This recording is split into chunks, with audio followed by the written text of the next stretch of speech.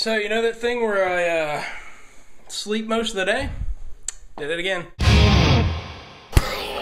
People is not going to solve anything. All right, we've arrived at the closing part of our program. Yeah, watching the Florida Congressional Candidate debate for District 13 with Lucas Overby, who is friend of a friend and also a client for Tower of Babel, and been trying to get some support thrown his way during the debate, so that's what I'm doing tonight. Excuse me. Woo. I'm going through and making sure everybody knows where his, where the link to his rally.org campaign is, and I'm getting a lot of like retweets and favorites, so apparently it's working. At least I hope it's working.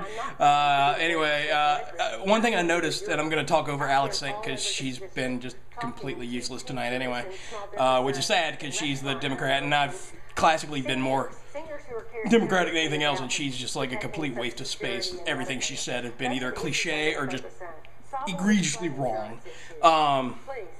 But she, what I find interesting is that, you know, having, for one, a lot of the sources that are talking about this debate. Oh, it's Lucas, hang on. I wish I'd recorded that now. Dang it. Essentially what he said was he doesn't have a party to answer to, so he's going to go up and get things done that need to be done, which I find refreshing. Very. Anyway. Yeah, and I'm going to move away now because I'm sure the speaker is probably like canceling out what I say over Mr. Jolly here, the Republican candidate who, you know. But what I was saying is that it's interesting to me that majority of the sources that have been touting the debates tonight have not mentioned Lucas Overby at all. They mentioned Jolly and they mentioned Sink. They mentioned the Democrat and the Republican, not the Libertarian. There's a third guy on the stage, but apparently he's just there for the, like, I don't know, space or something.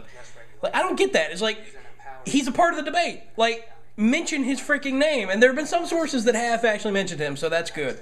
But, like, that's kind of what just aggravates the crap out of me. It's like, if you got three candidates, let's talk about all three. Let's not just say, oh, well, it's the Democrat and the Republican, and then there's this third guy, and he's not a real candidate because he's not Democratic or Republican. So, no, he's an actual candidate. He's working his butt off to try to get in. Like, you know, it just, I don't know, it baffles me. Anyway, I'm going to see if I can catch the tail end of this, and, you know, yet another interesting night where if nothing goes as I plan.